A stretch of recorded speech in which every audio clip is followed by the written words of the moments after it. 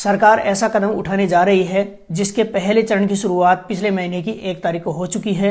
आखिर क्यों सरकार पूरी तरह से नोटबंदी कर रही है, जनता को इसका क्या फायदा होगा और कितने बड़े पैमाने पर नुकसान होने वाला है।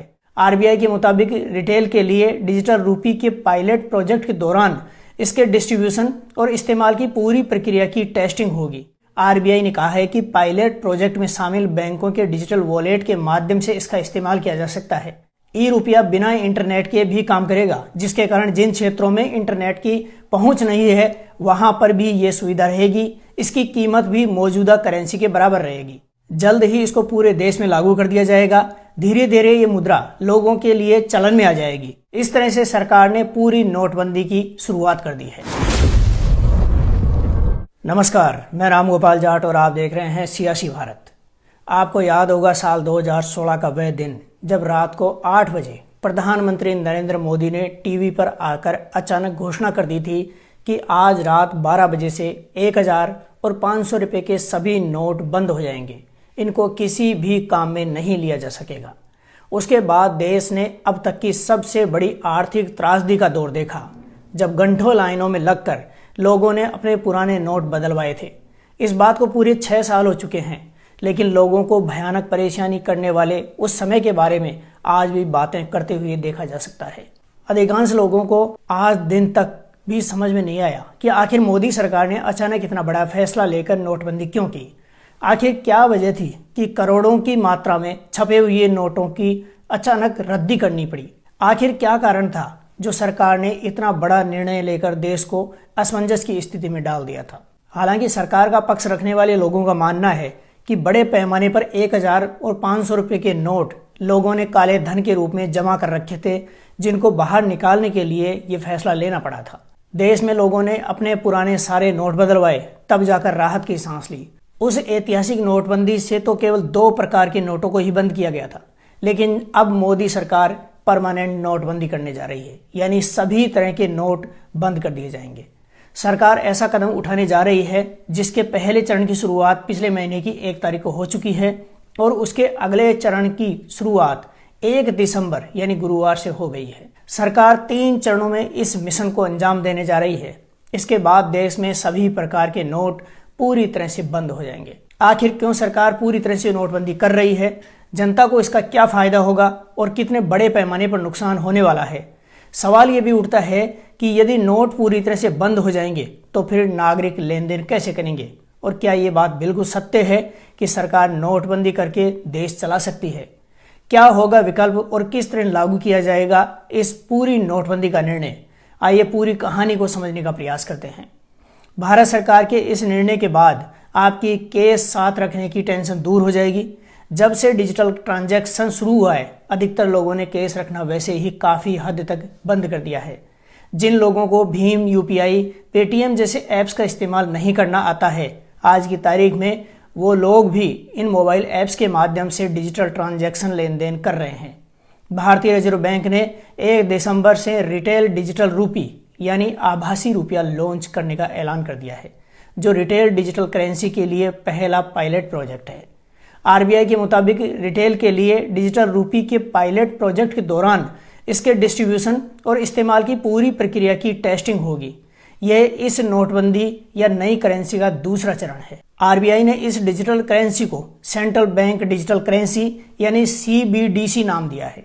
ये बात सत्य है कि डिजिटल रूपी का नाम सुनते ही आपके मन में सवाल चल रहे होंगे कि आखिरकार डिजिटल रूपी क्या है, ये फोन पे, गूगल पे और पेटीएम से कैसे अलग है। पहले ये जान लेते हैं कि डिजिटल रूपी और यूपीआई, पेटीएम, फोन पे के बीच में क्या अंतर है। देश भर के कई लोग लेन देन के लिए अब फोन पे, यूपीआई का ही इस्तेमाल करते हैं। इसका इस्तेमाल बच्चे से लेकर बुजुर्ग भी कर लेते हैं, क्योंकि इसका प्रोसेस इतना कठिन नहीं है। अगर हम बात करें कि डिजिटल रूपी यूपीआई से क्यों अलग है, असल में यूपीआई को डिजिटल करेंसी नहीं कहा जा सकता है, क्योंकि यूपीआई के जरिए ट्रांसफर किया गया पैसा फिजिकल करेंसी के जरिए ही चलता है। उसका मतलब यह है कि मौजूदा फिजिकल करेंसी के समकक्ष ही यूपीआई, पेटीएम के लिए मुद्रा का इस्तेमाल किया जाता है। UPI payment direct bank account to bank account होता है। डिजिटल रूपी के लिए आरबीआई ने कहा है कि पायलट प्रोजेक्ट में शामिल बैंकों के डिजिटल वॉलेट के माध्यम से इसका इस्तेमाल किया जा सकता है। यूपीआई को अलग अलग बैंक हैंडल करते हैं, जो कि आरबीआई की निगरानी में काम करते हैं, लेकिन डिजिटल रूपी की सीधा आरबीआई की तरफ से ही ऑपरेट और मॉनिटरिंग की जाएगी। बाकी के बैंक इसके डिस्ट्रीब्यूशन में शामिल होंगे, यानी आरबीआई की ये नई करेंसी है जो हाथ में नहीं आएगी, लेकिन उसी तरह से काम करेगी जैसे आपके हाथ में रुपया होता है और वह काम करता है। ई रूपी के बड़े फायदों की बात करें तो सबसे बड़ा लाभ तो यह है कि ई रुपया भारत की डिजिटल अर्थव्यवस्था को मजबूत करने में मददगार होगा। दूसरी बात यह है कि इसके बाद हमें जेब में कैश रखने की जरूरत नहीं पड़ेगी। इसमें मोबाइल वॉलेट की तरह ई पेमेंट करने की सुविधा मिलेगी। डिजिटल रुपया को बैंक मनी और कैश में आसानी से कन्वर्ट कर सकेंगे। विदेशों में भेजे गए पैसे की लागत में कमी आएगी। ई रुपया बिना इंटरनेट के भी काम करेगा, जिसके कारण जिन क्षेत्रों में इंटरनेट की पहुंच नहीं है वहां पर भी ये सुविधा रहेगी। इसकी कीमत भी मौजूदा करेंसी के बराबर रहेगी। अब सवाल ये उठता है कि डिजिटल रूपी कैसे काम करेगा।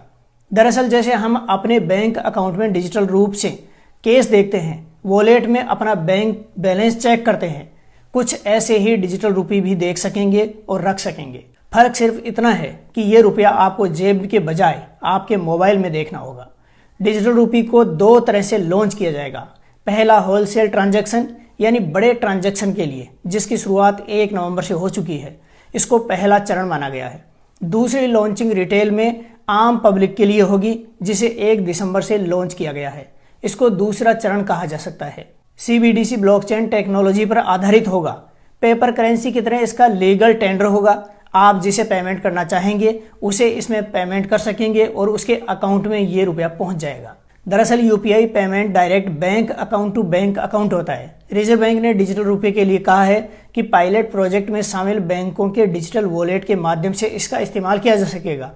अब क्या है कि यूपीआई को अलग अलग बैंक हैंडल करते हैं और ये बैंक रिजर्व बैंक की निगरानी में काम करते हैं, लेकिन आपके डिजिटल रुपये को सीधा रिजर्व बैंक द्वारा ही ऑपरेट और मॉनिटर किया जाएगा। बाकी के बैंक इसके डिस्ट्रीब्यूशन में शामिल होंगे, यानी इस पतंग की डोर आरबीआई के हाथ में होगी। डिजिटल रुपये का लेन देन पर्सन टू पर्सन और पर्सन टू मर्चेंट दोनों ही तरह से किया जा सकेगा।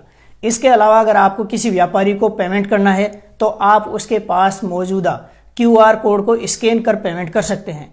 तो सीधे ऐसे समझ लीजिए कि देश का अपना डिजिटल रुपया शुरू हो गया है, क्योंकि अभी तक हमारा ऑनलाइन पेमेंट फिजिकल करेंसी में ही चलता है। सीबीडीसी केंद्रीय बैंक द्वारा जारी किए गए मुद्रा नोटों का एक डिजिटल रूप है, यानी आभासी मुद्रा है।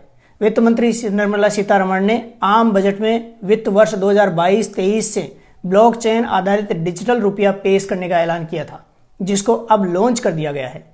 आज से यह सुविधा 5 बैंकों के साथ कुछ शहरों में शुरू हो रही है। जल्द ही इसको पूरे देश में लागू कर दिया जाएगा।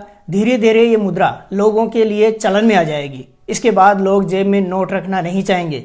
इस तरह से सरकार को नोट छापने की जरूरत नहीं पड़ेगी और फिर वर्तमान पूरी मुद्रा गुजरे जमाने की बात हो जाएगी।